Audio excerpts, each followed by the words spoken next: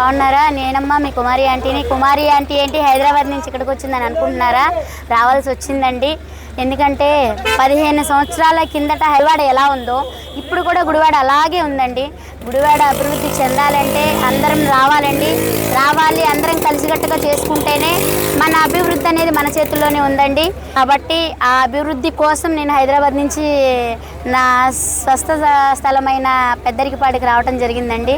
So Venigandla రాము గారు బలపరిచిన ఈ తెలుగుదేశం పార్టీ మహా కూటమిని ఘన విజయం చేసి అఖండ విజయం చేకూర్చాలని మనస్ఫూర్తిగా కోరుకుంటున్నాను. అలాగే మనకి ఇప్పుడు వరకు ఉపాధి లేదు, ఉద్యోగాలు లేవు. అలా లేకనే కదా మనకు ఒక పరిశ్రమలు లేకనే కదా మేము ఇక్కడి నుంచి పొట్టకూటి కోసం అక్కడ దాకా వెళ్ళాల్సి వచ్చింది. ఆ అభివృద్ధి అనేది ఇక్కడే ఉంటే నేను ఇక్కడి నుంచి అక్కడికి వెళ్ళాల్సిన అవసరం ఉండేది కాదు. సో ఆ అభివృద్ధి ఏ ఊరికి ఆ ఊరు అభివృద్ధి అంటే నాయకుడు అనేది మంచి నాయకుడు వస్తేనే ఆ అభివృద్ధి అనేది విజయవంతం అవుతుందండి. సో ఈసారి మహాకూటమి వచ్చింది, అందరూ కలిసి ఉంటే కలదు సుఖం. మహాకూటమిని విజయం చేకూర్చాలని మనస్ఫూర్తిగా కోరుకుంటూ చేస్తారని నా అభిమానులందరికీ కూడా వెనిగండ్ల రాము గారిని ఘన విజయంతో గెలిపించాలని మనస్ఫూర్తిగా కోరుకుంటున్నా. అలాగే గ్లాసు గుర్తైన బాల శౌర్య గారిని కూడా గెలిపించాలని మనస్ఫూర్తిగా కోరుకుంటున్నానండి. ఈసారి కనుక మనం ఇట్లాగే ఉంటే ఎప్పుడు ఇక గుడివాడ ఎలా ఉందో అప్పటి నుంచి ఇప్పటి వరకు అలాగే ఉందండి.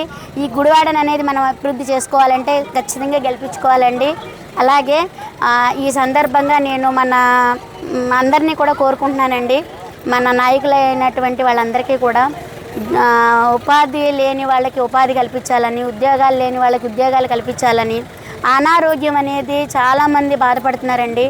ఎందుకంటే మా నాన్నగారిని నేను పోగొట్టుకున్నానండి. ఇక్కడ ఆరోగ్యం ఇది చికిత్స సరిగ్గా లేక హైదరాబాద్ తీసుకొచ్చి హైదరాబాద్లో జాయిన్ చేసుకున్నప్పటికీ అప్పటికే చేయి దాటిపోయిందండి. అలా పోగొట్టుకున్నాను కాబట్టి వెంటనే స్పందించాలని ఇప్పుడు హైదరాబాద్లో నేను మొన్న ఒక పాపకండి హార్ట్ ప్రాబ్లం ఉందని చెప్పి ఒకళ్ళు నా దగ్గరికి వచ్చారండి. సీఎం గారండి రేవంత్ రెడ్డి గారు వెంటనే స్పందించారండి. నా ద్వారా ఒక పాపకి హెల్ప్ జరుగుతున్నందుకు నాకు చాలా సంతోషంగా ఉంది. అలాగే మన గుడివాడ నియోజకవర్గంలో కూడా రాము గారు కూడా అలాంటి వ్యక్తి అండి. మీరు మహేష్ బాబు గారి సినిమా అది చూసే ఉంటారు, మహర్షి సినిమా. దాంట్లో ఎలా అయితే ఆయన విదేశాల నుంచి వచ్చి పేద ప్రజలకు ఎలా అయితే చేశారో అలాంటి వ్యక్తేనండి. అది సినిమా అండి, ఇది రియల్ అండి.